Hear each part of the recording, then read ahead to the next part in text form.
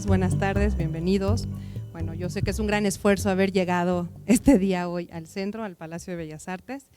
Y bueno, vamos a hablar hoy en torno a los eventos paralelos a la exposición de Olga Costa. Hoy tengo el gusto de tener aquí en la mesa a la doctora Débora Dorotinsky y a la doctora Dina Komisarenko. Con ellas vamos a hablar un poco del papel de las mujeres artistas en México en los años 1930-1940, que también, bueno, un poco también coincide con la producción de Olga Costa. Entonces, bueno, tengo el gusto de presentar además a dos grandes amigas y colegas y es un privilegio estar aquí con ellas. Bueno, cedo la primera palabra a la doctora Dina Komisarenko. Ella es doctora en Historia del Arte por la Universidad de Rutgers de Nueva Jersey y es licenciada en Historia del Arte por la Universidad Nacional de Buenos Aires. Es profesora investigadora de la Universidad Iberoamericana y es editora de Nereica, revista de estudios de arte.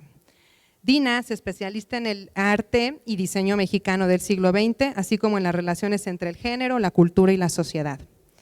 Es curadora de la exposición Codo a Codo, Parejas de Artistas en México, presentada en 2011, y coordinadora del libro colectivo del mismo nombre, que ya salió el libro o está por salir, ya salió el libro. Es autora de Las 4 estaciones del muralismo de Raúl Anguiano, lo cual está en prensa, de Diseño Industrial Mexicano Internacional, Memoria y Futuro 2006, y tiene otros artículos especializados y capítulos en libros. Cedo la palabra a la doctora Dina Komisarenko. El libro de la doctora. Para que vean que sí, que es verdad, que ya salió. Bueno, muy buenas tardes a todos. Muchísimas gracias, Dafne, por la presentación. Gracias, Débora. La verdad es un gusto estar aquí con ustedes. Muchísimas gracias a ustedes por estar acá. Lo que comentaba Dafne es cierto, realmente es una hazaña enorme, ¿no?, el haber llegado al centro el día de hoy con todo lo que estamos viviendo en la ciudad.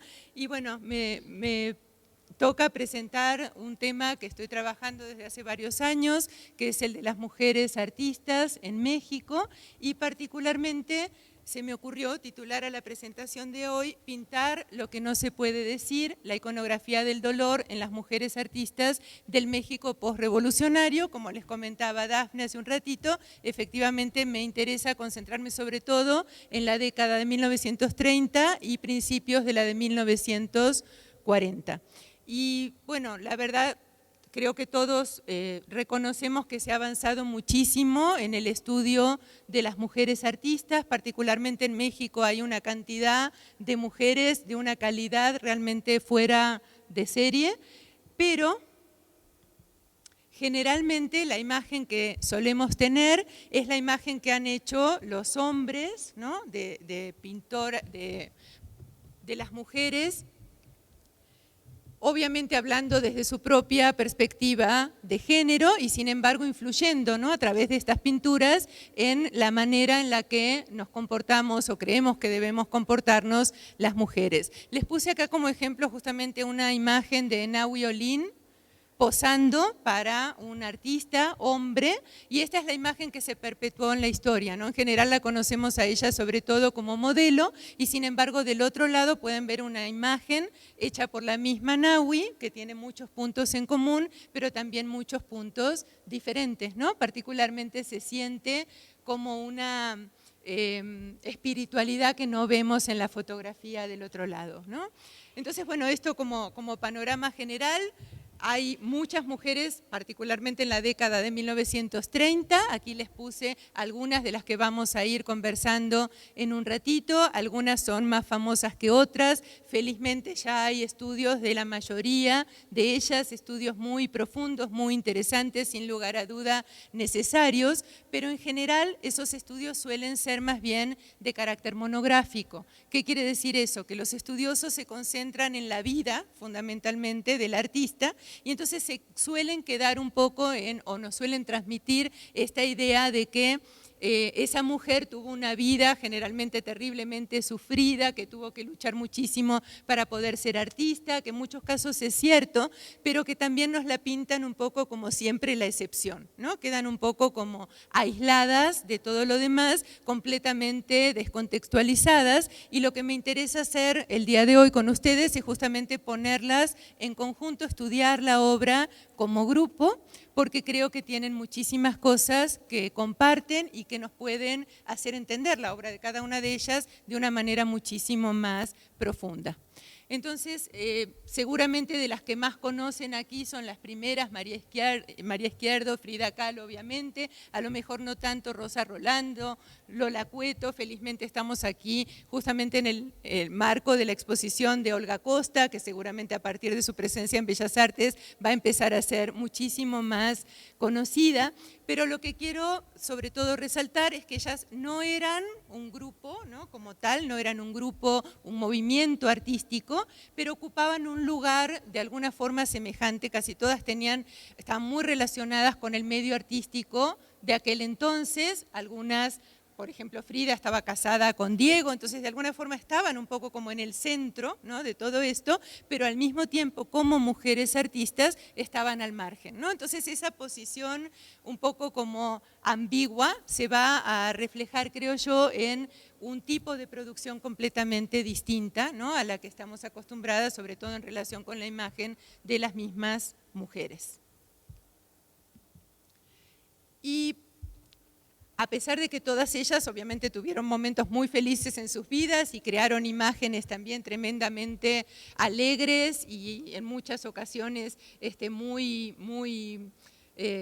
particularmente conmovedoras y tiernas, también desarrollaron una iconografía del dolor muy especial que no se compara con, creo, nada de lo que han creado los pintores hombres de aquel entonces, particularmente en algunas temáticas que son las que voy a señalar el día de hoy, no las únicas, que tienen que ver con las novias tristes o frustradas, ¿no?, la maternidad también cuando no se llega a cumplir, la muerte de un bebé, el suicidio o la violencia de género. Esas van a ser como los ejes temáticos, repito, no porque sean los únicos, sino porque, bueno, son algunos de los que podemos partir para empezar a estudiarlas de esta manera contextualizada. Y si estoy hablando justamente de contextualizar a las obras, bueno, tenemos que hacer un recuento muy rápido del momento, ¿no?, en el que nos estamos ubicando. El contexto histórico es un contexto que todos ustedes seguramente conocen, arranca a partir de la caída de la bolsa de 1929, con problemas económicos a nivel internacional pero muy graves, que llevan a un desempleo, ¿no?, muy grande, a una polarización política extraordinaria, una movilización política también muy grande. Es el momento en el que el destino de la humanidad de alguna forma se está jugando, ¿no?, en la Guerra Civil Española. Es cuando se empiezan a consolidar los regímenes totalitarios en distintas partes del mundo, y bueno, todo eso genera una actividad muy grande en el campo social y en el campo político, y por supuesto que México no es la excepción, ¿no?, de ese campo tan tremendamente politizado y tan dramático, ¿no?, desde el punto de vista económico y político, pero al mismo tiempo acá tenemos en ese momento al presidente Lázaro Cárdenas, que empieza a hacer reformas que prometen mucho, ¿no?, por fin empieza como a llevar a cabo realmente la reforma agraria que se venía prometiendo desde hacía tiempo, pero que le da un empuje muy grande. Empieza con la educación socialista, que también es un cambio realmente muy radical en la sociedad mexicana, que obviamente tiene partidarios a favor y en contra, pero que de a poco va provocando algunos cambios importantes. Es la época de la expropiación petrolera, ¿no?, tan actual, ¿no?, también el día de hoy, y por supuesto también de muchas movilizaciones de un lado y del otro, ¿no?, de la izquierda y de la derecha, y bueno, particularmente en lo que nos ocupa el día de hoy, que es la situación social de las mujeres. Cada vez hay más mujeres trabajando en distintos campos, en distintos medios, también en la política. En el mismo gabinete de Lázaro Cárdenas hay muchas mujeres. Cada vez hay más movilización de distintos grupos que empiezan a organizarse como mujeres para pedir y exigir distintas cosas, y particularmente, obviamente, el derecho al voto, ¿no?, que es una de las cuestiones principales que se están empezando a ver con cada vez más fuerza, aunque bueno, todavía en esa época no se consigue, pero ya están las mujeres organizadas exigiendo este derecho. Nosotros no nos vamos a concentrar tanto en este tipo de organizaciones de carácter más político, sino más bien en la parte que tiene que ver con lo que les decía en el título de la ponencia, lo indecible, eso que resulta tan tremendamente horrible, tan difícil, que no se puede ni siquiera pasar a las palabras. Y la hipótesis que estoy planteando en esta presentación es que justamente porque la sociedad impone tantos tabús alrededor de todos estos temas que nos hacen creer que realmente no los podemos compartir, no los podemos decir, bueno, las pintoras empiezan a desarrollar una iconografía diferente en la que empiezan a pintar esto que no pueden decir, ¿no? Y acá les puse, bueno, como ejemplo, una imagen muy típica de Diego Rivera, una madre y un niño, uno de los paradigmas asociados realmente con las mujeres a través del tiempo tiene que ver con esta maternidad sufrida, abnegada, ¿no? De las mujeres que estamos dispuestas a sacrificarlo absolutamente todo por nuestros hijos, pero al mismo tiempo es una imagen tremendamente idealizada que no habla de toda la complejidad, ¿no? Que hay detrás de lo que realmente significa la maternidad o en términos más generales el ser una mujer en la sociedad mexicana. Entonces, una de las temáticas que detecté revisando todas estas pinturas de estas pintoras que les estaba comentando tiene que ver con el tema de las novias infelices. Y es que efectivamente el casarse, ¿no? El tener este vestido de novia es como una ilusión muy típica en muchas sociedades latinoamericanas particularmente, pero muy especialmente en la mexicana. Y aquí les puse un fragmentito de un texto de una viajera norteamericana en la década de 1930 que dice que esa es el destino, ¿no? De todas las mujeres, porque realmente hay una tradición que pesa mucho, que tiene que ver desde el pasado prehispánico hasta todo lo que viene con el catolicismo en la época colonial, y bueno, que perdura y que incluso dice de una manera muy conmovedora, dice: el matrimonio de una madre puede haber sido una tragedia durante toda su vida, pero aún así no puede concebir otro destino para sus hijas, bajo la teoría que cualquier matrimonio es mejor que ninguno, porque así puede por lo menos cumplirse con el mandamiento cristiano de multiplicarse. Y esta tradición histórica, ¿no? Que tiene tanto peso, diría yo hasta en la actualidad, se va reforzando, ¿no? Con el paso del tiempo a través de distintos procesos de socialización por los que pasamos todas las mujeres, que tienen que ver con esta idea un poco como de la princesa feliz, ¿no? que termina casándose y que realmente ese es como el destino, ¿no? Mejor que le puede tocar a una mujer.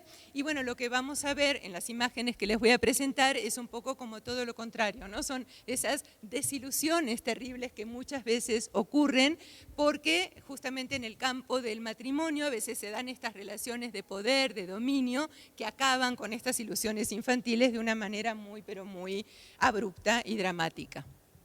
Entonces, bueno, en honor a la exposición, en el marco que estamos presentando estas charlas, empiezo con una obra de Olga Costa, que está justo aquí en el salón aquí detrás, que se llama La novia, y que efectivamente es una imagen como muy atípica, ¿no? Porque no muestra a esta novia jovencita, virginal, vestida de blanco, con este traje de princesa, sino más bien hay como muchas contradicciones, ¿no? Por ejemplo, se ve que, bueno, que ella es una persona más madura, tiene esta expresión un poco como tímida y muy recatada, pero que contrasta también con este escote como muy grande, ¿no? No está usando el vestido blanco, que normalmente es tomado como el símbolo de la pureza y la castidad. Está acompañada por este sillón extraño que tiene casi como un aspecto medio como animal, ¿no? Y estas flores enormes y esta alfombra también que da una imagen como de algo muy salvaje. Ustedes saben que en español la palabra deflorar se usa justamente para la pérdida de la virginidad y trae como esta ambigüedad, ¿no? De si realmente se trata de esta novia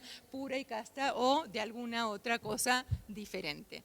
Algo parecido ocurre en esta otra imagen de María Izquierdo, que se llama justamente El velo de la novia, que es lo que aparece representado en el primer plano, pero bueno, acá también se cruza muchísimo, por supuesto, lo personal. María Izquierdo tuvo una vida bastante difícil, el papá murió cuando ella era muy jovencita y a los 14 años la mamá, que ya se había vuelto a casar con otra persona, la obliga literalmente a casarse con un militar mucho mayor que ella, cuyo matrimonio nacen sus 2 hijos, y al poco tiempo, cuando ella no bien ve la oportunidad, se termina escapando de esa situación, ¿no? Demostrando que realmente no había sido un matrimonio feliz, pero ni por asomo. Y bueno, esta imagen que también tiene este espacio como tan tremendamente claustrofóbico, ¿no? Donde hay como, prácticamente no hay espacio, y esta mezcla tan rara, ¿no? De objetos como chiquititos, como casi como esta casita de muñecas, ¿no? Que hablan un poco de ese ambiente o de ese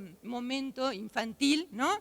En el que ella pasa de ser una niña y tener que casarse en esta situación tan desgraciada que les estoy comentando de un día para el otro, con también algunos elementos iconográficos extraños, ¿no? Como esas plumas, ese sombrero, como que de vuelta nos está hablando de este momento del casamiento, no con este sentido tan idílico, sino como sugiriendo algo de carácter un poco incluso siniestro, ¿no? O tremendamente abrumador.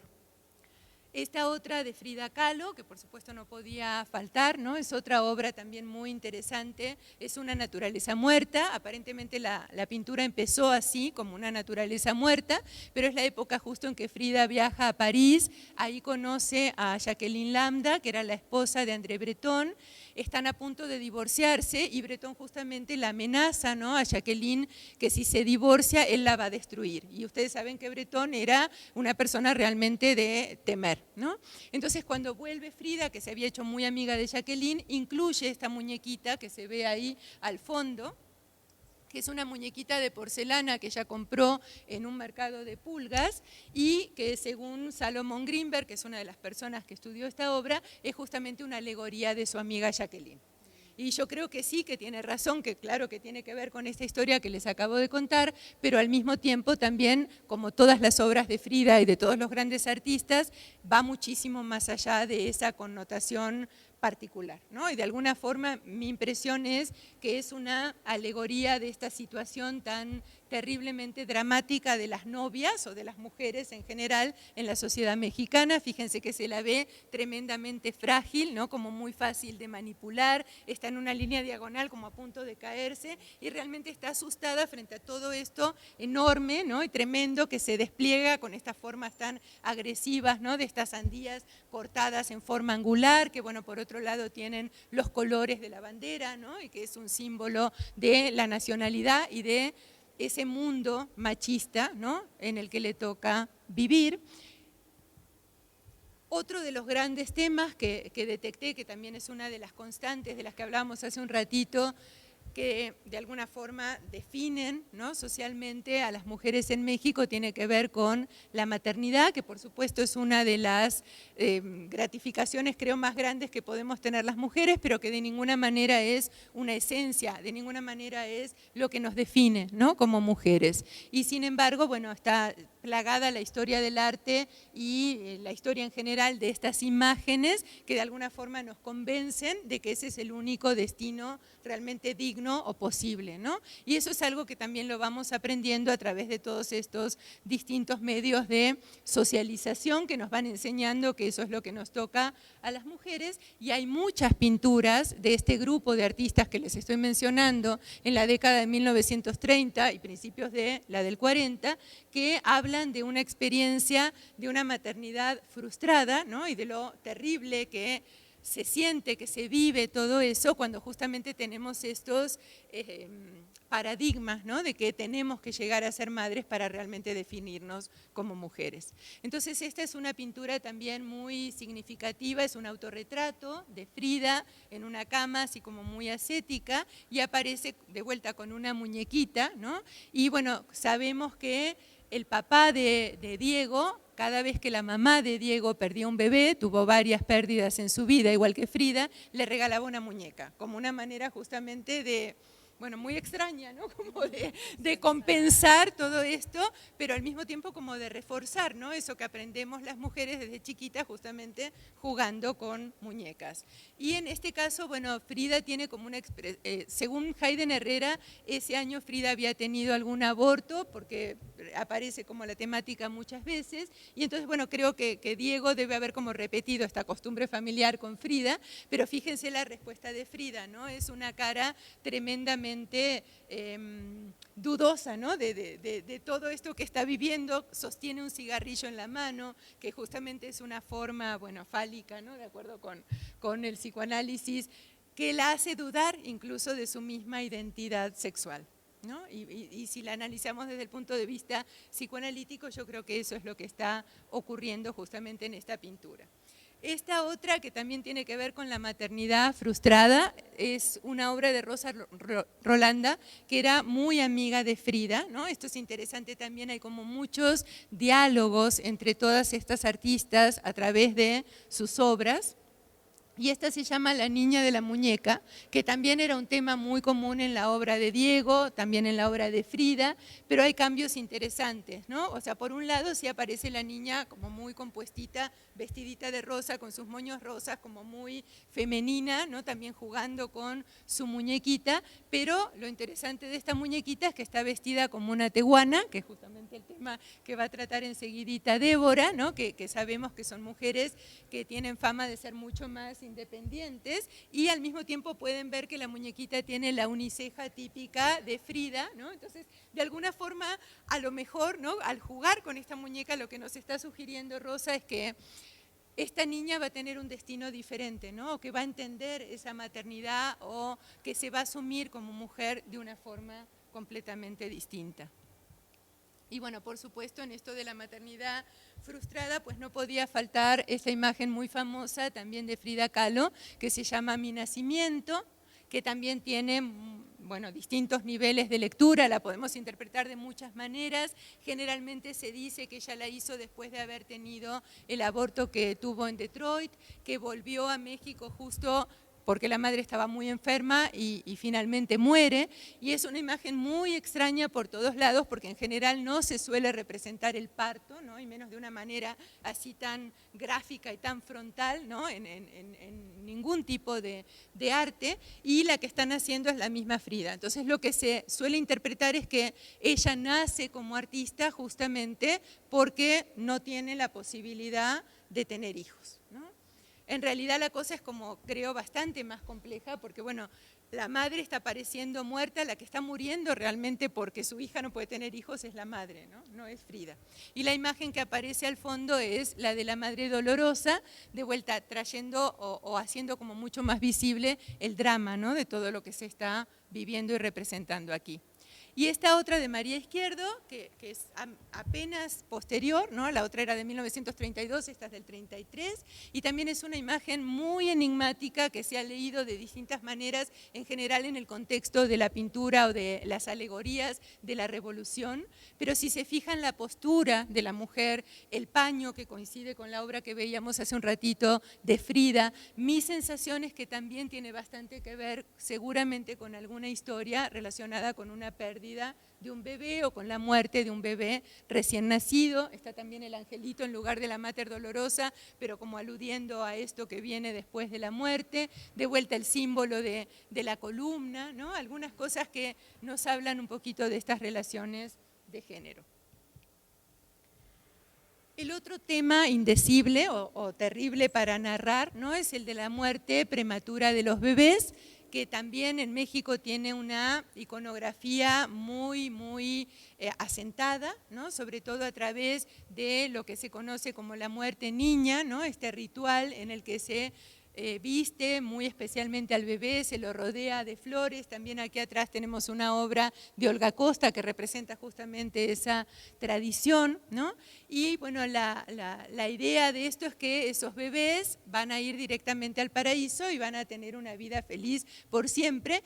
Y entonces las mujeres o las mamás que pierden esos bebés tienen, se supone, que encontrar esta resignación, ¿no? De manera prácticamente inmediata, porque en realidad van a ir al paraíso, es algo bueno. Pero bueno, lo que viven las mujeres es algo muy distinto a eso, ¿no? En realidad el dolor de la pérdida de un bebé chiquitito es una de las cosas, creo, más desgarradoras que le pueden ocurrir a un ser humano, y entonces entran como todas estas contradicciones, ¿no? Tan terribles entre lo que debería ser, lo que nos marca la tradición de cómo deberíamos comportarnos y lo que realmente sentimos las mujeres.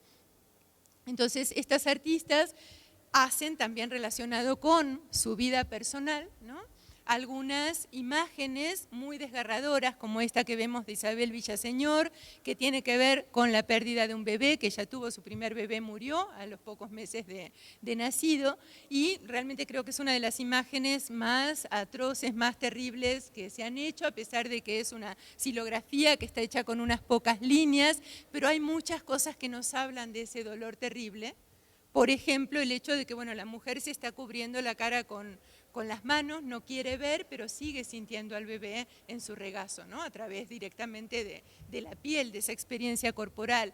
El conjunto de líneas cóncavas y convexas hablan como de esa unidad, ¿no? Que todavía existe a pesar de que ya están separados por la muerte. Esa línea diagonal nos habla de esta caída emocional brutal, de la que de hecho Isabel prácticamente no pudo recuperarse, ¿no? Esta también es terriblemente desgarradora, de Aurora Reyes, pero no es tan personal. Ella era una personalidad mucho más comprometida políticamente y es una imagen que tiene que ver con carteles que se hacían en esa época justamente a favor de la República Española, ¿no? Para convencer a la gente de que la guerra definitivamente es algo malo que hay que evitar, ¿no? Y bueno, esta mujer que ha perdido a su hijo en una circunstancia tan dramática, pues está dispuesta a pelear y a perderlo todo porque realmente ya no tiene más que perder, ¿no? Entonces es también esta imagen de la muerte de un bebé, pero con un sentido de carácter político mucho más declaradamente abierto, ¿no? Y bueno, una vez más Frida, con esta que es muy famosa, que todos conocen, de Henry Ford, del Hospital Henry Ford, que justamente nos la representa en el momento en el que perdió a un bebé y representa al feto, ¿no? Que es algo terriblemente extraño en la iconografía y en la vida en general, ¿no? Porque ella ya estaba como muy encariñada, como la mayor parte de las mujeres que tenemos un embarazo, incluso antes de que naciera, ¿no? Pero cuando muere antes, como en este caso a través de un aborto natural, no hay un rito, ¿no? Que podamos seguir como para poder trabajar eso, para elaborar ese duelo. Entonces, la teoría un poco es que Frida justamente lo representa como una manera de compartir todo eso que está sintiendo. Y bueno, otro de los temas, no sé cómo ando de... ¿Sí? ¿Sí? Bueno, de la violencia de género, que tristemente sigue siendo una problemática, pareciera endémica a nuestras sociedades contemporáneas y en particular en México, y que sin embargo generalmente aparece como encubierta, ¿no? Particularmente en la década de los 30, que es la que estamos analizando acá, la Ciudad de México creció muchísimo y con ese crecimiento urbano también crece mucho la criminalidad. Y los diarios, los periódicos de esa época están llenos de noticias de feminicidios, pero en general lo que hacen los periodistas en ese momento es como tratar de encubrir todo esto y decir que siempre había como una cuestión de carácter moral, ¿no? Que la mujer era la mala, que era la coqueta, que era la provocadora y que entonces el hombre pues casi no tuvo más remedio que terminar matándola, ¿no? Que es un poco lo que dicen también muchos corridos de aquel entonces. Un poco como elevando a la categoría de héroe, ¿no? al asesino. Y acá les traje también una obra de Isabel Villaseñor, que era especialista en corridos, ella cantaba corridos y conocía muchísimo de todo esto, y es bien interesante que acá toma uno de esos corridos justamente. En la última estrofa decía la güera Chabela cuando se estaba muriendo: pongan cuidado muchachas, miren cómo van viviendo, que pone muy en claro justamente ese carácter moralizador, pero eso se lo pone en la dedicatoria de la obra a su esposo. Y en cambio la imagen como que nos habla de completamente otra cosa, ¿no? Se parece mucho a una piedad cristiana, se siente el dolor desgarrador de esa familia que está perdiendo a su hija, ¿no? En manos de ese asesino, y en ningún momento vemos ese carácter provocador o culpable de la mujer. Entonces es también como un giro interesante, una perspectiva completamente distinta. Lo mismo en esta otra de Elena la traicionera, ¿no? Acá ella había sido infiel, eso es lo que dice el corrido, pero de vuelta la imagen lo que nos muestra es la escena de violencia terrible del hombre que está perpetuando en contra de la mujer. No se toma en cuenta todo lo demás. Es como una resignificación del corrido muy interesante. Esta que también todos conocen, ¿no? De Frida, que se basa en una noticia real, un hombre que había asesinado a una mujer, y cuando lo interrogan para ver por qué hizo esto, dice: pero si yo nada más le di unos cuantos piquetitos, ¿no? Y bueno, Frida retoma esa historia, que es una historia real, y la pinta así sin ningún tipo de reparo, ¿no? Haciendo evidente este feminicidio de una forma pero muy interesante, porque justamente contrasta, ¿no? Con todo lo anterior que les estaba comentando. Y bueno, finalmente esta otra que se llama Ataque a la maestra rural, de vuelta de Aurora Reyes, de la autora que les mostré hace un ratito, que mostró a esa mujer de la guerra. Y esta también es una denuncia, bueno, basada en un hecho real. Hubo en ese momento, era de hecho una realidad muy triste pero frecuente, ¿no? El ataque a los maestros rurales. Y en este caso a una maestra. En ese evento específico se sabe que mataron por lo menos a 16 personas, pero es muy raro que representen así el momento del ataque y particularmente a una mujer. De hecho, en el mismo ciclo que está en el Centro Escolar Revolución, hay otra pintura que hizo un pintor y ahí pintó el ataque a un maestro, ¿no? Pero Aurora como mujer sí se animó a denunciar esto, que obviamente le tocaba muy de cerca y le sirve también, porque ella también era maestra, y le sirve también para denunciar, por supuesto, de una manera mucho más general al capitalismo, al fanatismo religioso, pero también a este sistema patriarcal que puede ser tan terriblemente despiadado para con las mujeres. Dije que era la última, pero no. Acá hay otra de María Izquierdo que se llama Prisioneras y que también es una pintura muy enigmática, que yo sepa hasta ahora no se ha encontrado así como exactamente referencia a qué hace, ¿no? Muchos la relacionan con la época en la que estuvo Antonín Artaud en México, ¿no? Con el Teatro de la Crueldad. Mi impresión es que tiene que ver sobre todo con una escena de la conquista. María Izquierdo era originaria de Jalisco y ahí la conquista fue particularmente brutal, ¿no? Y se sabe que violaban a las mujeres, que las torturaban. Una tortura muy tremenda era que le arrancaban los senos. Y bueno, yo creo que acá de alguna forma ella está recreando, ¿no? Esa época tan terrible de la historia con la que obviamente se siente muy identificada por distintos motivos. Y el último tema es el suicidio, pero bueno, yo creo que estas nada más se las voy a mostrar rápidamente. Es otro de estos temas así indecibles, terribles, ¿no? Pero que sigue siendo una realidad hasta la fecha. De hecho, el otro día estaba leyendo una estadística que el suicidio está como entre las primeras 10 causas de muerte, ¿no? Hasta el momento actual, una cosa absolutamente atroz y que en muchos casos tiene que ver con cuestiones de género y que también las pintoras de esa época denuncian, ¿no? A través de pinturas como esta otra de María Izquierdo, o como esta otra que también habla de la decapitación y que tiene que ver con, bueno, con esa situación muy difícil que ya estaba pasando en aquel momento. Entonces las conclusiones de esto serían que, bueno, que efectivamente hay una iconografía diferente, ¿no? Que tiene que ver no solamente con temáticas particulares, sino principalmente con sentimientos que son de carácter muy personal, pero yo creo que aquí el famoso dicho del feminismo de que lo personal es político se cumple de una manera muy acabada, porque justamente a través del establecimiento de estos diálogos artísticos, del poder hablar, todo esto que normalmente la sociedad nos obliga a callar, están dando un mensaje de naturaleza política. Y eso es todo. Muchísimas gracias.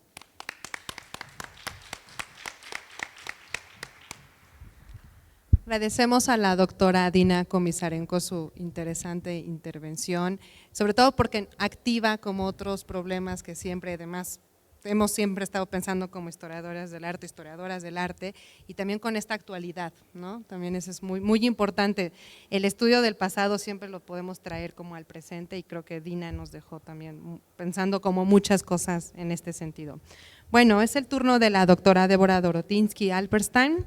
Ella es licenciada en Antropología Cultural por la Universidad de California, Berkeley. Realizó estudios de maestría y doctorado en Historia del Arte en la Facultad de Filosofía y Letras de la Universidad Nacional Autónoma de México y trabaja temas relacionados con la historia de la antropología, la fotografía y la cultura visual.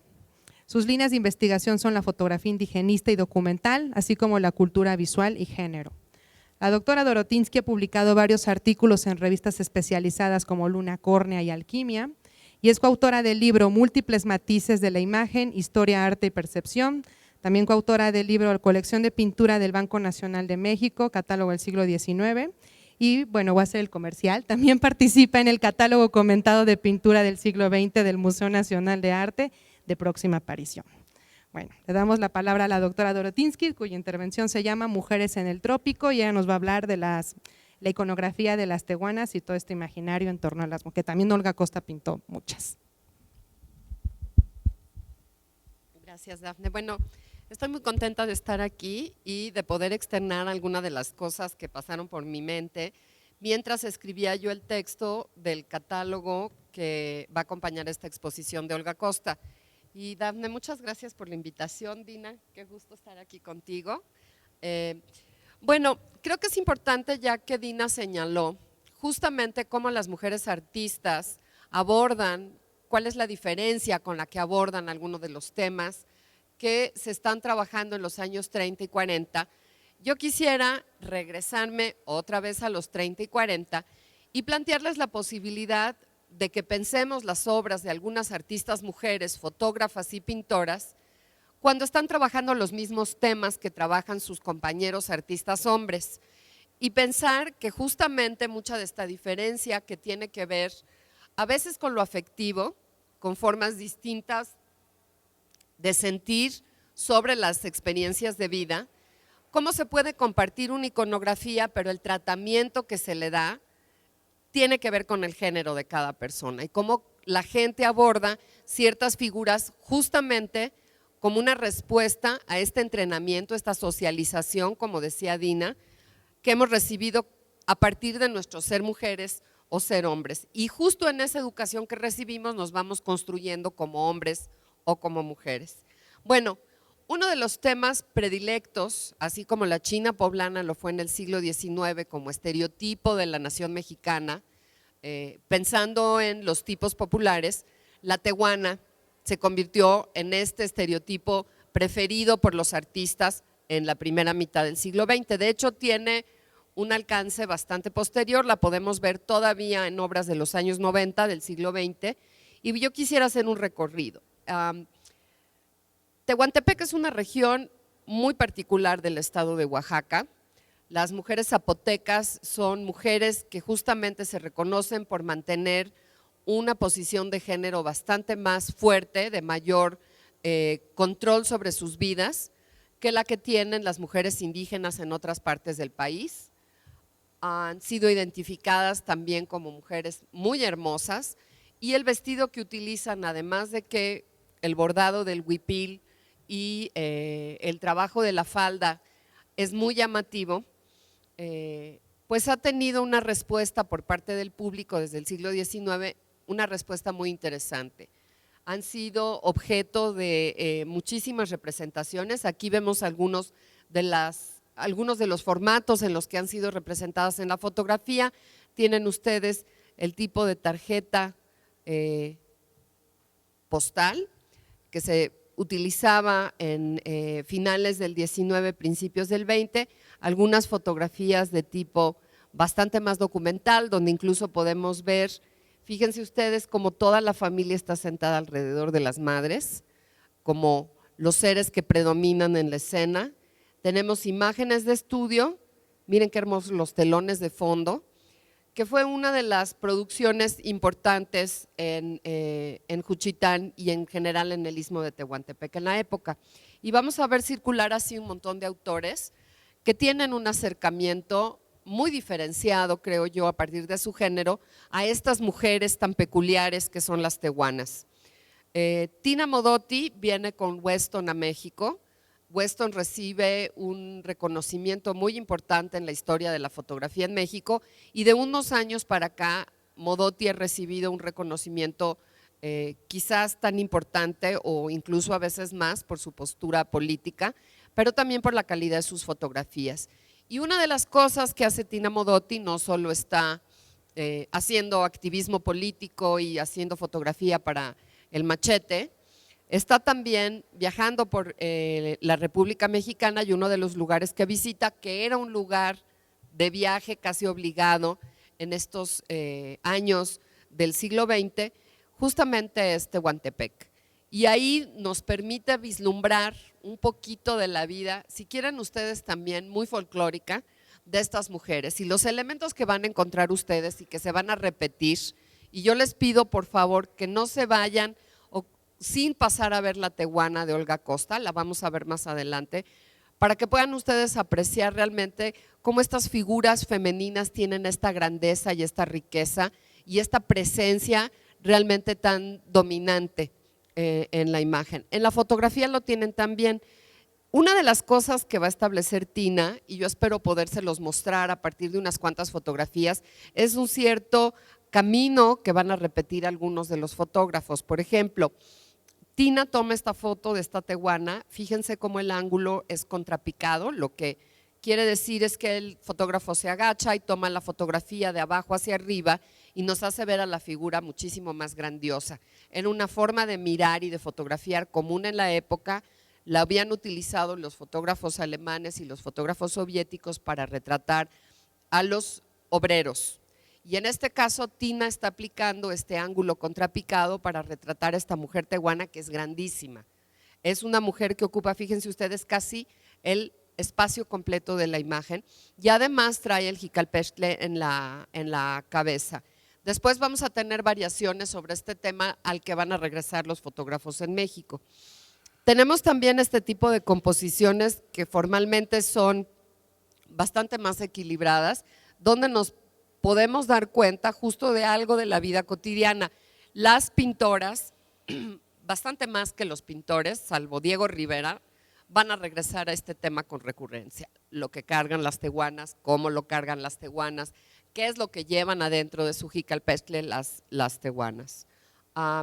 También Modotti tiene la facilidad, y piensen ustedes que las mujeres indígenas tienen una reacción particular a los extraños. En general, nosotros, o como mestizos o como blancos, provocamos una reacción cuando llegamos como extraños y desconocidos a un pueblo indígena. Aquí Modotti se aprovecha del hecho que comparte el género con estas mujeres y puede elicitar de ellas una respuesta bastante más afín. Quizás un poco más de empatía, porque las mujeres reconocen en la fotografía a otra mujer con una empatía hacia ellas y las mujeres les sonríen. Vamos a ver realmente en la historia de la fotografía indigenista, hasta estos momentos en el siglo XX, pocos indígenas sonriendo en la fotografía. No es algo que vean ustedes que ocurre demasiado, ni en la fotografía documental, ni en la fotografía científica, ni en la fotografía artística de estos años. Como si la sonrisa abaratara la imagen, pero miren ustedes con qué apertura estas mujeres sonríen a Tina y le regalan esta jocosidad que apreciamos en la imagen. Otros artistas que están trabajando la figura de la tehuana y que aprovechan esta figura, miren cómo el resplandor se ha convertido aquí en una sugerencia muy sutil, bastante más abstracta, en este cuadro de Carlos Orozco Romero de los años 40. Y cómo las va abordando en el retrato popular. Estos son unos retratos coleccionados en la colección fotográfica que tiene el maestro Toledo, Francisco Toledo, en Oaxaca. Y una cosa que se hacía mucho en esos años era colorear a mano, se coloreaban con acuarelas las tarjetas, porque todavía no estaba perfeccionado el sistema de fotografía a color. Habían fotógrafos que creaban imágenes a color en su laboratorio, pero no había un sistema estable, ni tampoco había fotografía a color producida de manera industrial, entonces se hacían estas coloraciones. Y una de las cosas por las cuales las tehuanas llaman mucho la atención es por realmente la complicación del traje y la belleza de estos atuendos. Miren ustedes cómo la modernidad es algo que no se les escapa. El telón de fondo, ¿alcanzan a ver el avión pintado acá atrás? Recuerden ustedes que el istmo de Tehuantepec es un lugar en el que se planeaba hacer el canal de Panamá. Lo que finalmente terminó siendo el canal de Panamá, había una intención de crear este canal en Tehuantepec, que hubiera logrado comunicar en este espacio los dos océanos, que fue un puerto importante, que tenía un movimiento interesante y importante para la época. Y también podemos apreciar una de las cosas que más llamaban la atención, sobre todo de los artistas hombres en este periodo, era esta coquetería de la mujer tehuana. Sí, una de las, quizá de los mitos sobre las tehuanas es que son desenfadadas, que son coquetas, que son en cierta forma disponibles. Vamos a ver que no es tan cierto y ahí difieren un poco. Estas son imágenes de familia, tehuanos y tehuanas, y uno piensa, cuando ve uno las imágenes de las tehuanas de los indios 20, que todas andaban vestidas de traje típico todo el tiempo. pueden ustedes apreciar aquí que eso no es cierto, que es otro más de los mitos que se inventan para mantener a las poblaciones indígenas, femeninas en particular, bastante más marginadas, ¿sí? Como diciendo, no, los hombres son más progresistas, adoptan el vestido occidental más rápido, mientras las mujeres son más tradicionales y mantienen vivos los usos y costumbres y mantienen el vestido tradicional. Bueno, con la llegada de la modernidad esto deja de ser cierto, sí hay mujeres que lo mantienen, pero hay mujeres que también deciden no hacerlo. Y una de las cosas que nos permite ver la amplia producción del fotógrafo Sotero Constantino Jiménez de Juchitán es precisamente esto. ¿Sí? Esta diversidad de formas de presentarse y de construirse a sí mismos de los juchitecos.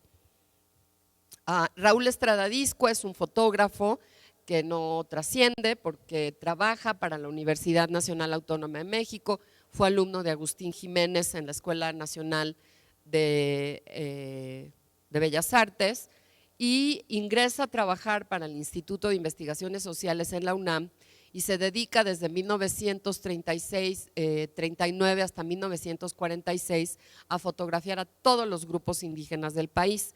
Y uno de los lugares donde tiene muchísimo más éxito justamente es en Tehuantepec, y estas son apenas algunas de las tehuanas que fotografió para este archivo indigenista. El libro que finalmente ilustraron, además de aderezar con fotografías algunos números de la Revista Mexicana de Sociología, se llamó Etnografía de México y fue publicado hasta 1950 con poco éxito porque contenía comentarios muy racistas y fue muy atacado por el antropólogo Juan Comas. Pero esta colección sigue resguardada en la UNAM, sigue resguardada en el Instituto de Investigaciones Estéticas y bueno, entre otras cosas fue el tema de mi investigación doctoral. Raúl está teniendo sus hijos en estos años y una de las cosas que se aprecia en su trabajo fotográfico entre las poblaciones indígenas, además de que tiene una enorme facilidad para que las mujeres le permitan fotografiarlas, es trabajo con los niños. ¿Sí? Los niños tienen una empatía muy especial, los hijos platican que fue un fotógrafo que se acercó mucho a ellos y que tenía una manera de invitarlos a participar en las fotografías y en las imágenes. Y bueno, aquí podemos ver que no son reacciones temerosas, ¿sí? Y pensemos que tampoco son poblaciones que nunca habían visto una cámara, ¿sí? Que son poblaciones que están acostumbradas ya para los 40 a la visita constante de un montón de turistas. Eisenstein, está Agustín Jiménez, Diego Rivera, Covarrubias, hay toda una pléyade de artistas que desfila realmente por Tehuantepec. Y miren ustedes a los extremos a los que se lleva, este es un fotógrafo contemporáneo de Manuel Álvarez Bravo y de Agustín Jiménez, se llama Luis Márquez Romay. Cuando Luis Márquez participa en una de las exposiciones en Nueva York, al pabellón mexicano le está yendo muy mal. Y una de las cosas que hace Luis Márquez para poner un poco más de relieve, Luis Márquez tiene una colección de trajes típicos mexicanos que se resguarda en el claustro de Sor Juana y agarra dos modelos, las viste de tehuanas y se pone a fotografiarlas por toda la exposición. Incluso las lleva y las sienta en los carritos de American Express y las fotografía con los marineros. Un fotógrafo muy peculiar. Su archivo está en el Instituto de Investigaciones Estéticas y vale muchísimo la pena echarle un ojo porque tiene esta construcción fotográfica de la tehuana entre una modernidad muy peculiar que hacen con estos leones como asirios. Las tehuanas aquí además son tehuanas falsas porque son modelos blancas, ¿sí? O con estas águilas, pues dándole un tono diferente, ¿sí? El tono típico, si quieren, a la exposición de México en esta feria en Nueva York en 39 y 40. Vean ustedes, ¿sí? La tehuana o con los monumentos coloniales o aquí en el American Express. O sea, es una forma de volver muy Mexican Curious parte del espacio de las ferias universales. Y recuerden que estas exposiciones lo que procuraban hacer era ganar inversionistas que vinieran a poner dinero en el desarrollo del país. Y Y bueno, parece que lo que logra Márquez es que muchísima gente visite el pabellón mexicano y la exposición finalmente en esta reapertura con sus imágenes y su revitalización sea un gran éxito. Lola Álvarez Bravo es otra de las fotógrafas que va a trabajar el tema de las tehuanas. Esta fotografía se llama La Visitación y han podido ver ustedes en estas pocas imágenes que les he pasado que hay poca, salvo en la de Tina Modotti, donde las dos mujeres están muy sonrientes, una de ellas realmente carcajeándose, poca interacción y poca intimidad o sensación de intimidad entre las modelos, salvo en el caso de las imágenes de Lola, ¿sí? Don Manuel va a tener imágenes también de una belleza estética muy delicada, pero Lola va a poder penetrar como en un estrato de intimidad entre mujeres, de esa complicidad de amigas, de compañeras, de madres con hijas, a la que difícilmente acceden los artistas hombres. Otra fotógrafa que hace un registro interesante que se publica más como fotoreportaje es Rosa Roland. Ya les había mostrado trabajos de pintura Dina. Y aquí pueden ver ustedes que una de las cosas que les interesa registrar son mujeres muy trabajadoras, ¿sí?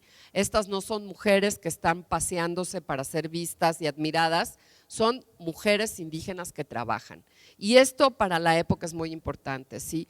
Pueden hilar, pueden hacer trabajo en el telar, pueden echar tortilla, pueden batir chocolate, que es lo que están haciendo acá, y aquí están haciendo tortilla. Entonces sí mantienen alguna del trabajo cotidiano propio del género, ¿sí? Como están en la cocina, pero finalmente son mujeres que tienen esta economía y esta independencia económica gracias a que producen y tienen cosas que vender en el mercado y por eso pueden hacerse de recursos y ser más independientes. Entonces a las mujeres artistas esto les llama mucho la atención. Lleguemos al punto de ver las imágenes de Graciela Iturbide, otra de las grandes fotógrafas mexicanas que registró a las juchitecas, esto ya para los años 80, bueno, ya después de varios eventos políticos que habían puesto también a Juchitán en el mapa. Y una de las cosas que a mí me gusta de este trabajo es que las mujeres mayores entran aquí, ¿sí? Y creo que es algo que también hacen las mujeres fotógrafas y las mujeres pintoras. No están embelesadas por la imagen de la juchitana o la juchiteca o la tehuana joven, y de alguna manera fresca como una especie de símbolo sexual o símbolo erótico, sino que pueden incluso encontrar la sensualidad en las viejas y darles esa presencia y ese lugar que muchas veces las mujeres mayores no adquieren en la obra. ¿Sí? Ustedes van a ver pocas obras de viejitos retratados. El tema de la vejez no es un tema que sea muy del gusto de la gente. Y bueno, aquí realmente creo que Graciela es muy atinada en la creación de imágenes. Otra cosa que es importante es que Graciela se resiste a reproducir lo que hacen muchos de los fotógrafos y pintores de la primera mitad del 20, dejarnos ver lo indígena del personaje en la imagen a través de sus rasgos físicos, como si eso fuera lo único que define quién es indígena y quién no es indígena en este país, cuando de pronto esas barreras y esas líneas son ya realmente muy ridículas. Entonces, tiene esta serie de imágenes en las que les atraviesa objetos en el rostro, como para decirnos, oigan, dejen de estar habituados a leer en el rostro de la gente su identidad étnica. La identidad étnica pasa por otro lugar y hay que empezar a reconocerla y a valorarla por las prácticas, por la forma de hablar, por la forma de comer, por un montón de otras cosas que no podemos representar cabalmente en la imagen. Y un montón de otras cosas son algunas de las prácticas culturales, como una serie de ritos que tienen que ver con las novias, que ese es el caso en esta imagen. También tenemos estas imágenes bastante más poéticas que tienen una integración del ambiente completo del istmo con la imagen de la tehuana. Aquí ya no es la mujer la que es el centro de atención, sino la composición ambiental. La idea de que podamos apreciar y sentir un espacio donde ¿sí? Están todas estas cosas volando en el aire, ¿sí? O por ejemplo, este otro ambiente que crea en una de sus fotos en la India. Y finalmente, esta es como la respuesta de Graciela Iturbide, la señora de las iguanas, a la tehuana con el jicalpestle, que marca como hito del imaginario fotográfico mexicano Tina Modotti en los años 20. Y va a haber todavía, no traigo la imagen porque no la encontré, Pedro Meyer, con el que Graciela estuvo casada un tiempo, hace una imagen semejante y le llama la señora de los guaraches, porque es una tehuana también con un montón de guaraches en la cabeza. Entonces pueden ustedes ver cómo los propios autores tienen ya un diálogo con una tradición fotográfica realmente muy mexicana y con un sentido del humor. Bueno, las iguanas están vivas, ¿eh? Esta es la otra imagen que nos reporta Pedro, sí, que creo yo, a mí en particular me parece muy buena, muy atinada, porque podemos ver la fuerza de esta mujer y en ese sentido esta señora muy bien alimentada nos permite acercarnos también a esta mujer que es tan carnal que tiene Olga Costa en la sala que está justamente allá al lado de La Conquista y recuperarlas como estas mujeres poderosas, ¿sí? En las que no tenemos solamente los íconos de sexualidad o sensualidad mexicana o nacionalista por excelencia, sino estas otras imágenes de mujeres indígenas fuertes, independientes y dueñas de sus vidas. Rafael Doniz las registra en estas imágenes de maternidad y estas mismas imágenes de maternidad son cosa que ya habíamos visto como en esta representación que hace Germán Gedovius desde 1918, o sea, es un tropos realmente muy abordado por los artistas mexicanos, esta bellísima imagen de la esposa de Saturnino Herrán que la retrata como tehuana en 1914, o les podría yo decir con que caminaran ustedes a Palacio Nacional y a la Secretaría de Educación Pública a ver los frescos de la SEP. Diego Rivera hace muchísimos acercamientos y tiene un respeto muy particular por Tehuantepec y aparecen en muchísimas de sus obras, en muchísimos formatos, ya sea en fresco, ya sea en caballete, muchísimo dibujo, en ilustración publicada. Son mujeres que realmente le parecen interesantes y le llaman la atención. Estos son algunos de los otros autores, fíjense cómo se parece a la señora de las iguanas de Graciela Iturbide. Esta es una obra de Chávez Morado, el esposo compañero de Olga Costa. Esta es de Rufino Tamayo y esta es un retrato que Rufino Tamayo hace de su esposa Olga vestida como tehuana. Por contra, tenemos imágenes de Frida Kahlo que adoptó el traje de la tehuana, pero no fue la única, ¿eh? También María Izquierdo se vestía como tehuana, era una cosa que ocurría y una manera de reafirmar su mexicanidad. Recuerden ustedes que en esta obra de las dos Fridas, Frida aparece vestida de manera occidental con un traje de encaje muy siglo XIX y aparece vestida como tehuana. Entonces, para ella es una forma de personificar la fortaleza, utilizar el traje de la tehuana. Este es María Izquierdo, aquí tenemos una fotografía de un autor anónimo y aquí tenemos un retrato, un autorretrato de María Izquierdo también como tehuana. Por su parte, Olga Costa, quiero resaltar que no tiene una inmensidad de producción sobre las tehuanas, pero las tehuanas que tiene, en particular la que está allá adentro, me parecen una de las obras más logradas de su producción. Nosotros conocemos el trabajo de Olga generalmente por La vendedora de frutas y los que no conocen la pieza tienen que entrar a verla. Es una pieza que nos ha acompañado a muchos de nosotros que crecimos por una u otra razón casi habitando el Museo de Arte Moderno.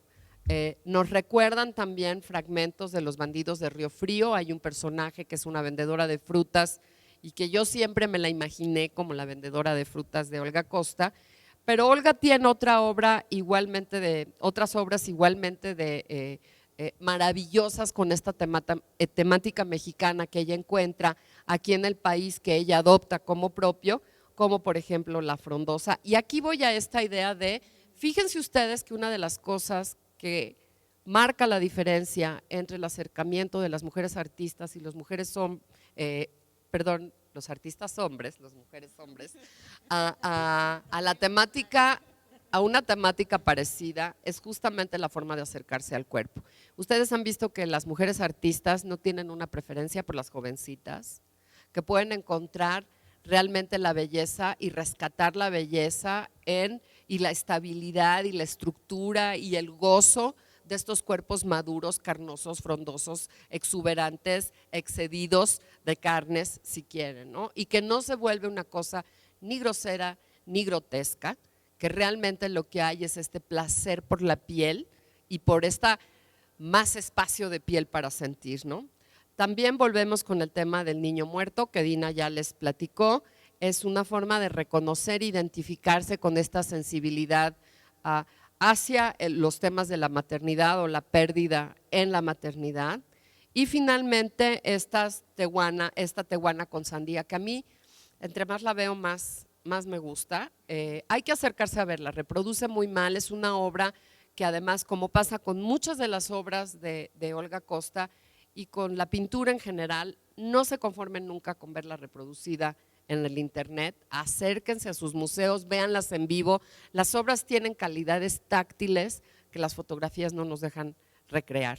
Entonces vean ustedes la riqueza de la capa pictórica, es realmente una mujer frondosa, pero además está pintada sabroso, es esa calidad generosa con la materia pictórica, ¿sí? Con un pincel cargado, lleno. También es más erótico y más exuberante en la medida en que nos invita tanto como a decir, híjole, ¿en qué momento se distrae el custodio y la toco? No lo hagan nunca, pero sí se antoja. O incluso la manera en la que estos cuerpos realmente son cuerpos muy presentes, aunque se trate de un grabado en línea. Otros artistas que han vuelto a esta imagen de la tehuana, y ya voy a concluir como con dos imágenes, son el caso de Nahum Senil, esta imagen de la señora de los peces, la idea de la abundancia de Tehuantepec. Si siempre se ha presentado la tehuana con el Jicalpextle lleno, es un lugar de abundancia de objetos comestibles, ¿no? O en el caso de esta artista maravillosa, una excelente dibujante, Carla Rippey, un retrato de su abuela, seguramente tomado de una fotografía, o estas otras obras que son bastante más del este movimiento conocido, bautizado extrañamente como neomexicanismo. Fíjense ustedes, aquí hay toda una alegoría, hay Negra Corazón Abolerado, Sirena de mi Corazón, y en el caso de Julio Galán, que hace esta representación de la tehuana en el istmo y que muchas veces se dice, ahora sí de los hombres mujeres, que una de las cosas que ocurre en la estética queer de los artistas en México es cómo adoptan el traje de la tehuana también para defender su homosexualidad. Entonces, bueno, la tehuana se ha convertido como temática en el arte mexicano en un espacio de expresión de los géneros, de las identidades sexuales y también de las identidades nacionales, y hay que tratar de encontrar estos puntos de coincidencia y de diferencia en las obras de los artistas hombres y mujeres, precisamente acercándonos temáticamente a muchas de estas obras. Bueno, muchas gracias.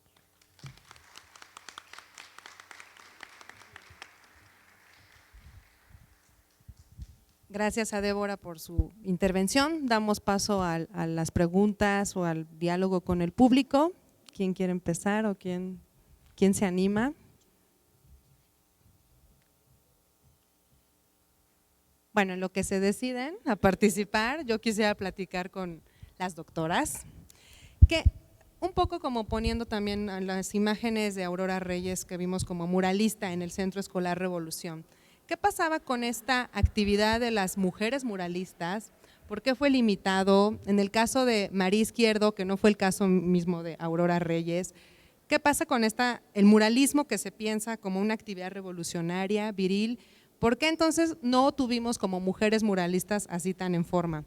Ahorita en el Museo Nacional de Arte hay un pedazo del mural que fue, digamos, se le canceló el proyecto a María Izquierdo, pero a través también de una polémica en la prensa de la época, diciendo que la actividad de los murales era plenamente de los hombres. ¿Ustedes qué piensan como de este problema o bueno, de esta cuestión? ¿Por qué se limitó?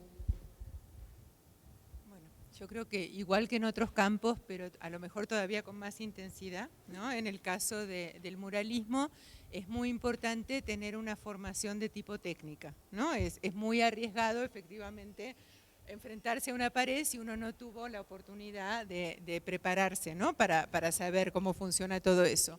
Y hasta la fecha, creo yo, no hay realmente escuelas que enseñen, así como tal, la técnica del muralismo. Entonces, la forma natural para empezar a hacer murales es trabajando como asistente de un maestro muralista. Y bueno, estamos hablando de una época, de hecho Aurora Reyes es considerada como la primer muralista mexicana. Sí hubo algunos ejemplos anteriores de muralistas norteamericanas que se venían para acá para trabajar justamente, particularmente con Diego Rivera, que es el que más conocían y el que aceptaba mujeres asistentes, ¿no? Por distintos motivos, pero bueno, las aceptaba, ¿no?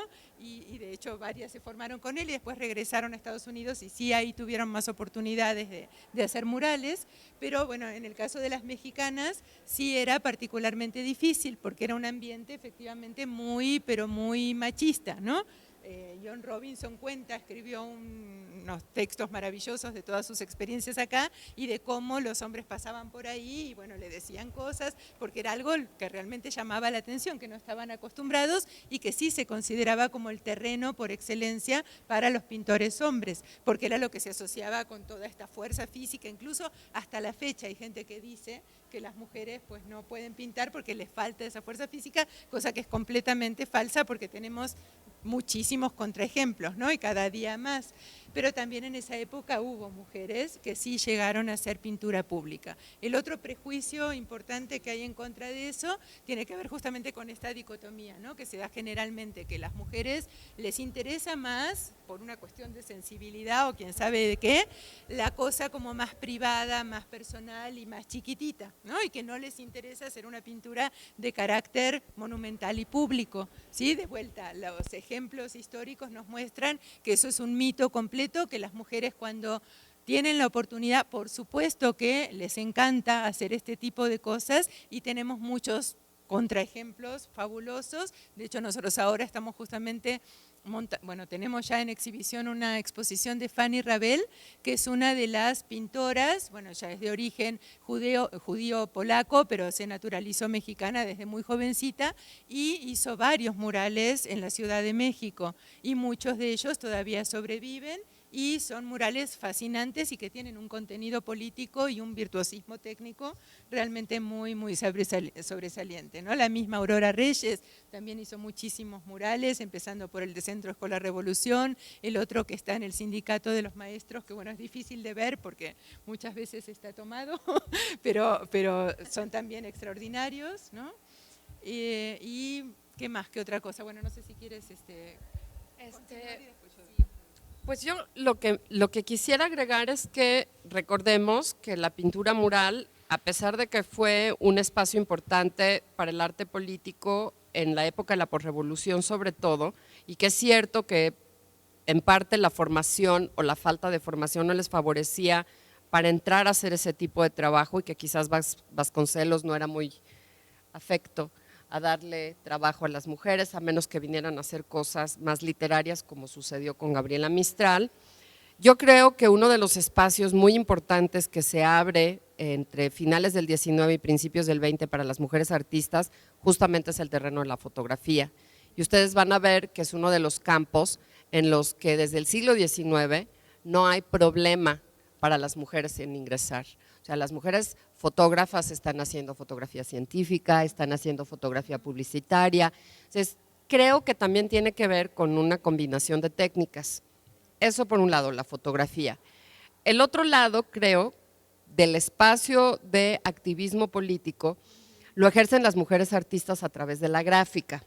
Y entonces habría que pensar en cuántos de los grupos de activismo las mujeres participaron haciendo gráficas. Estoy, por supuesto, pensando en el ejemplo tradicional del TGP, ¿sí? Y ahí tienes mujeres como Mariana Jampolsky, que hizo fotografía y fue una gran artista gráfica. Entonces creo que tiene que ver también como con la diversificación de los soportes que se dan en estos años, ¿sí? Tienes la fotografía, la gráfica, además para una mujer es mucho más fácil y mucho más rápido moverse con una pequeña Leica, una camarita, que estar trepada en un andamio. También lo puede hacer, pero finalmente el tomar fotografías lo que le permite a una mujer como Lola Álvarez Bravo, por ejemplo, es decirle al marido, me tienes hasta el copete, vete a volar, yo me puedo ganar la vida sola, porque una mujer fotógrafo puede hacer retratos de sus amigos artistas, puede hacer fotografía de arte, pero también se puede dedicar a hacer fotoreportaje, trabajar para la Secretaría de Educación Pública, hacer fotografía para el maestro rural. Entonces creo que hay que tomar en cuenta que valoramos muchísimo el muralismo y bueno, o sea, ¿cómo no lo vamos a valorar? Pero hay otros soportes precisamente que conforman la visualidad del periodo, no solo el muralismo. No, sí, totalmente de acuerdo. Lo que pasa es que justamente en el orientarse a lo mejor hacia otros soportes muchas veces tiene que ver justamente con esa falta de oportunidades que encuentran, ¿no? Por ejemplo, en la pintura mural. ¿Sí? No necesariamente tiene que ser así, también hay una cuestión muchas veces de elección, ¿no? Y completa. El sabotaje de los artistas hombres. Como exacto, y esa era la parte que quería retomar, ¿no? Que estaba preguntando justamente Dafne en relación con el caso de María Izquierdo, que sí fue un caso absolutamente lamentable, en el que ella ya tenía una comisión absolutamente aprobada, ya tenía contratados a sus asistentes, tenía los bocetos hechos, los andamios ya montados y la comisión de la pintura mural que estaba formada por los tres grandes que aquí tenemos y que todos adoramos, pero que bueno, tenían también cosas muy, muy complicadas en ese sentido, pues decidieron que no tenían la habilidad, ¿no? Para poder hacerlo, cuando bueno, en realidad cuando ellos empezaron tampoco tenían la habilidad para poder hacerlo. Pero también ahí, o sea, no estoy del todo convencida de que haya sido necesariamente o exclusivamente una cuestión de género, porque en realidad eran así de monopolizadores también en relación con otros artistas de la época, ¿no? Realmente para este momento, ya en la década de 1940, 1950, pues ya estaban muy consagrados y realmente acaparaban pues todas las comisiones públicas importantes que había, ¿no? Entonces es un problema ahí como, bueno, muy interesante que claro, una vez que le quitan la comisión y arranca como toda esta oleada de artículos críticos en contra de María Izquierdo, ahí sí salen muchas cosas que tienen que ver con el género, ¿no? Muchos juicios de valor, de si sabe, si no sabe, si es buena, si no es buena, que creo yo que sí están muy, pero muy influidos por estos prejuicios de género, ¿no? Y de lo que puede o no puede hacer una mujer justamente en relación con una pintura de carácter político y público y monumental, ¿no? Totalmente. Incluso tú citaste a las hermanas Greenwood que tienen los murales en el Mercado Belardo Rodríguez, pero ellas tuvieron como el visto bueno de Diego Rivera por muchas razones que Dina dijo, incluso la muralista norteamericana Joan Robinson, que también, pero ellas no tuvieron ese problema, a diferencia de María Izquierdo, no lo tuvieron. Entonces sí es como curioso ver como el parámetro que pusieron los muralistas con esta, enarbolando la bandera de la pintura viril revolucionaria, ¿no? A las mujeres muralistas de la época. ¿Alguien del público quiere hablar? Por favor. Sí. Pienso que la mujer en México no se ha desarrollado porque está absorta y absorbida en sus quehaceres domésticos, en la atención a la familia. Entonces, en lo que hace el nixtamal, lo lava, lo muele, hace tortillas y todo lo demás, va por la leña, etcétera, pues se le van las 24 horas del día. Entonces, no ha habido atención, educación, interés por la mujer en general, porque esto es cuestión de género que nos ha impuesto la sociedad, a nivel chiquito o a nivel macro, ¿sí?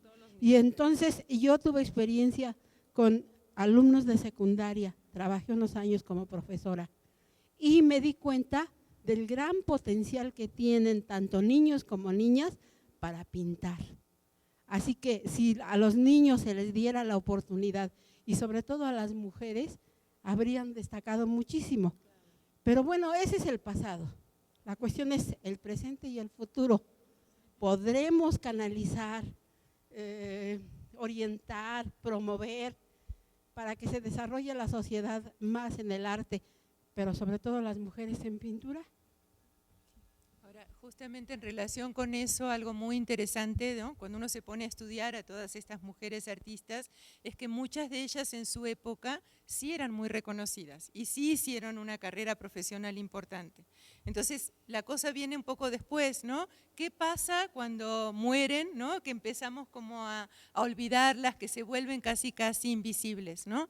Y en ese sentido es tan importante la recuperación de todo esto, porque justamente si conocemos esa historia, ¿no? De acuerdo con lo que usted decía, es que podemos planear mejor el futuro, pero también sentirnos mucho más seguras de que realmente no somos las primeras, ¿no? Porque por ahí eso también es un mito, como bueno, no hubo porque las circunstancias sociales no lo permitían. No, de repente sí lo hubo y fíjense, estamos hablando de la década de 1930, ¿no? Y estas pintoras ya pintaban y exhibían, y sí con muchas dificultades, pero conseguían de repente una pintura, un muro para hacer un mural, ¿no? Entonces, ¿qué pasa después? Que nos olvidamos de todo eso. ¿Sí? ¿Alguien más del público quiere hablar? Anímense. Sí, a ver, por favor. Gracias.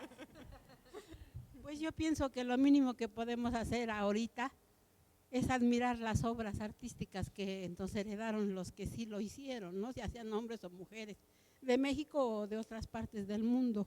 Ya que no pintamos, pues admiremos las pinturas.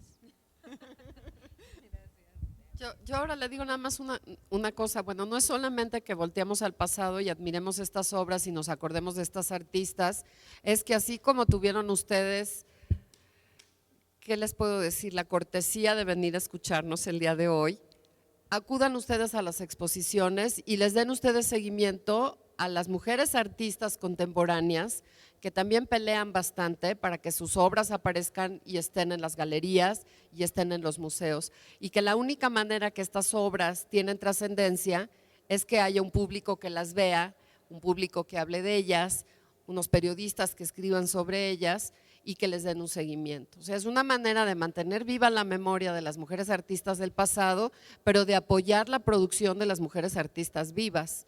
Hay que seguirlas. Gracias. Es interesante. Bueno, yo escribo para La Razón y generalmente me toca cubrir cosas de música. Yo entiendo perfecto cómo se mueve el movimiento indie, por así decirlo, en música. Subes tu canción, antes era MySpace, ahora Spotify, y entiendo cómo se genera ese movimiento de que la gente conozca las obras nuevas. Pero, por ejemplo, yo desconozco ampliamente en cuestión de la pintura, cómo un artista que está empezando, cómo se da a conocer, cómo llega a los espacios, a los museos, cómo sucede eso.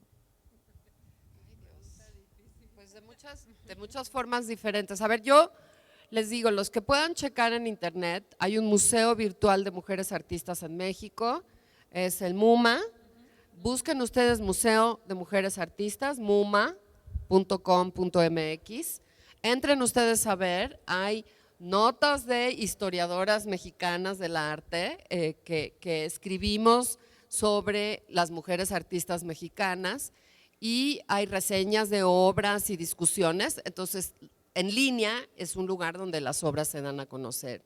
La otra es, checa las carteleras en las casas de la cultura, en la ENAP, por ejemplo, ¿sí? Las exposiciones que hace la Escuela Nacional de Artes Plásticas. No te tienes que ir hasta Xochimilco a verlas, a veces están en Xochimilco. Los de posgrado están a veces en el nuevo edificio de posgrado en la UNAM, están en la Universidad Iberoamericana, están en la Esmeralda. O sea, creo que hay muchos espacios. Si sabes cómo se circulan y cómo se dan a conocer las obras musicales, creo que es nada más encontrar cuál es el camino y el circuito. Checa la Gaceta de la UNAM, la Gaceta está en línea, y una buena parte del trabajo de difusión que se hace en todos los museos de la UNAM, en el que hay una consigna por incluir mujeres artistas, aparece en línea en la Gaceta. Entonces creo que es nada más checar algunos sitios en internet donde puedes darle seguimiento.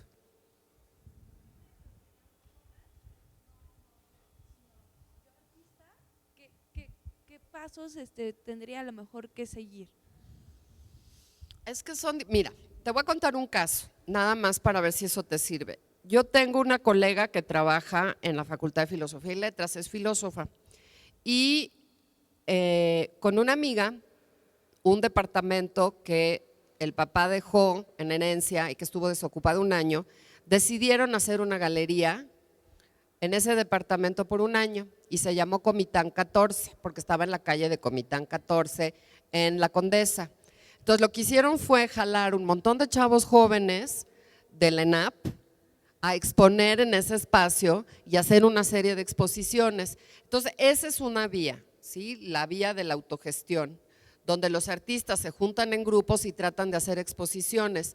Otra vía es la vía de la galería, que es muy difícil. Entonces empiezan generalmente con exposiciones temporales. Yo creo que es importantísimo ahora que no haya artista que se precie de ser lo que no tenga su página de internet, porque es la forma más rápida de hacer que tu trabajo esté accesible.